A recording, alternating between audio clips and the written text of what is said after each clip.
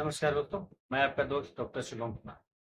दोस्तों, आज हम लोग एक बीमारी के बारे में बात करेंगे, जो बीमारी पेट से रिलेटेड है। और ये बीमारी बहुत से मरीजों को होती है, लेकिन उन्हें नहीं पता होता है कि उनको ये बीमारी है या इस बीमारी का नाम नहीं पता होता। तो आज दोस्तों हम लोग बात करेंगे आईबीएस बीमारी के बारे में, जिसको हम लोग इन्फ्लामेटरी बाउल सिंड्रोम या इन्फ्लामेटरी बाउल डिसीज भी बोलते हैं। तो पहली चीज तो दोस्तों, ये बीमारी कई कारणों से होती है, जिनके जिम्मेदार हम स्वयं होते हैं। इसमें कहीं न कहीं हमारा ही रोल होता है इस बीमारी को स्वयं के अंदर उत्पन्न करने। तो दोस्तों, आईबीएस जो बीमारी होती है, इसमें होता क्या है कि हमारी आंतों में सारी पूरी दिक्कतें जितनी भी होती है, सब कुछ आंतों में होती है। और किस वजह से हो जाती है? अगर आप बहुत ज़्यादा स्ट्रेस लेते हो या बहुत ज़्यादा आप एंग्जायटी में रहते हो, मतलब कि बहुत ज़्यादा आप अगर चिंता करते हो, बहुत ज़्यादा एंगर करते हो, बहुत ज़्यादा गुस्सा करते हो, बहुत चिड़चिड़ापन आपके अंदर रहता है, तो उसकी वजह से भी होता है। कहा जाता है कि अगर आप क्रोध में ज़्यादा रहते हो तो आपका पेट खराब रहेगा, आपको खाना नहीं पचेगा और पेट में कोई ना कोई दिक्कत बनी रहेगी। तो जब आप दोस्तों ज़्यादा गुस्सा करते हो, ज़्यादा एंगर करते हो, बहुत ज़्यादा स्ट्रेस लेते हो, बहुत ज़्यादा एंग्जायटी के अटैक आपको कर पड़ रहे हैं, तो इसका इफेक्ट कहीं न कहीं आपके पेट पर भी पड़ता है।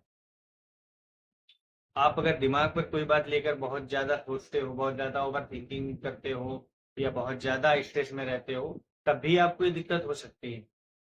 दूसरा कारण होता है इसका कि यदि आपके घर परिवार में आपके माता-पिता किसी को ये दिक्कत रही होगी, तो भी आपको हो सकती है, जिसको जेनेटिक समस्या बोलते हैं या आनुवांशिक समस्या बोलते हैं। तीसरा कारण, यदि आप बहुत ज़्यादा ऑयली फास्ट फूड वगैरह खाते हैं या बहुत ज़्यादा बाहर की चीज़ें खाते हैं या इन्फेक्टेड पानी वगैरह पी लेते हैं, तो उसकी वजह से भी आपको ये दिक्कत होने के चांसेस पूरी तरह से बन सकते हैं। और इस बीमारी का नाम दोस्तों होता है इन्फ्लेमेटरी बाउल डिसीज़ या इन्फ्लेमेटरी बाउल सिंड्रोम।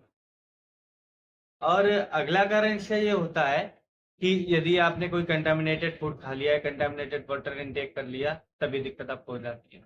इसमें लक्षण क्या देखने को मिलते हैं या कैसे पता चलेगा कि ये बीमारी है?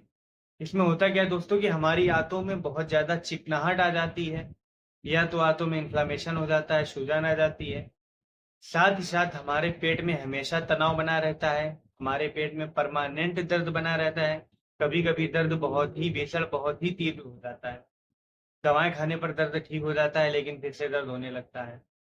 सबसे बड़ा लक्षण इसका ये होता है कि आपको कभी भी किसी भी समय दस्त बहुत ज़्यादा होने लगते हैं।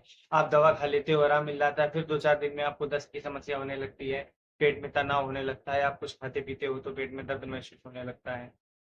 ये दिक्कतें होती हैं। आपको उल्टी महसूस होगी, गैस बहुत ज़्यादा बनेगी, आपको ऐसा लगेगा कि आपकी नाक उखड़ गई है या आपको ऐसा लगेगा कि आपको डायरिया हुआ है। ये सारे लक्षण देखने को मिलते हैं आईबीएस की बीमारी में। कई बार मरीजों से सुनने को मिलता है कि हम कुछ भी खाते हैं तो हमें तुरंत लूज़ मोशन के लिए जाना पड़ता है, कुछ भी खाते हैं हज़म नहीं होता है, तुरंत लैट्रिन लगने लगती है, सारे लक्षण आ जाते हैं। तो आईबीएस बीमारी को अगर आपको सही करना है, तो सबसे पहली चीज़ तो अगर आप स्ट्रेस बहुत ज़्यादा लेते हैं, तनाव बहुत ज़्यादा लेते हैं, तो आपको उसको कम से कम लेना है, बहुत कम स्ट्रेस लेना है। खाने में बहुत ज़्यादा सलाद या हरी सब्जियों का सेवन ज़्यादा से ज़्यादा करना है। चिकने तले हुए भोजन का सेवन कम से कम आपको करना है, फास्ट फूड का सेवन बिल्कुल ही ना के बराबर करना है। साथ ही साथ दोस्तों, आईबीएस बीमारी के अगर हम इलाज की बात करें, तो कोई भी ऐसी पर्टिकुलर दवा नहीं बनी है इसकी, जिस दवा को हम बताएँ कि आप ये दवा खा लो 2 दिन, 4 दिन, 10 दिन तो आपकी ये बीमारी ठीक हो जाएगी। इस बीमारी का नियंत्रण आपके अपने हाथों पर है। इस बीमारी का नियंत्रण आप स्वयं कर सकते हैं।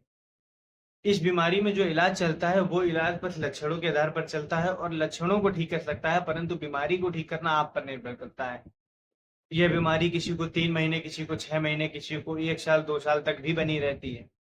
जितनी इसकी ड्यूरेशन होती है बीमारी की, उसके बीच-बीच में कुछ लक्षण आने लगते हैं, जैसे कभी पेट दर्द हुआ या कभी दस्त आने लगे, कभी खाना हजम नहीं हो रहा है, पेट में तनाव हो गया या गैस बनने लगी। तो आप इलाज के नाम पर इन सारी समस्याओं का, इन सारे लक्षणों का समाधान कर सकते हो कि अगर आपको दस्त आने लग रहा है, तो आप दस्त की दवा लेकर दस्त को कंट्रोल कर सकते हो। पेट दर्द यदि आपको हो रहा है, तो आप पेट दर्द की दवा लेकर उसे कंट्रोल कर सकते हो। परंतु बीमारी को ठीक करने के लिए आपको कुछ चीज़ें अपनानी पड़ेंगी, जैसे कि आपको कंटामिनेटेड फूड नहीं खाना है, फास्ट फूड वगैरह नहीं खाना है, बहुत ज़्यादा तले-भुने भोजन का सेवन नहीं करना है, गंदे पानी का सेवन नहीं करना है, प्योर पानी, बहुत अच्छे पानी का सेवन करना है। साथ ही साथ आपको स्ट्रेस बिल्कुल भी नहीं लेना है, किसी भी तरह की ओवरथिंकिंग नहीं करनी है, बहुत ज़्यादा चिंता नहीं करनी।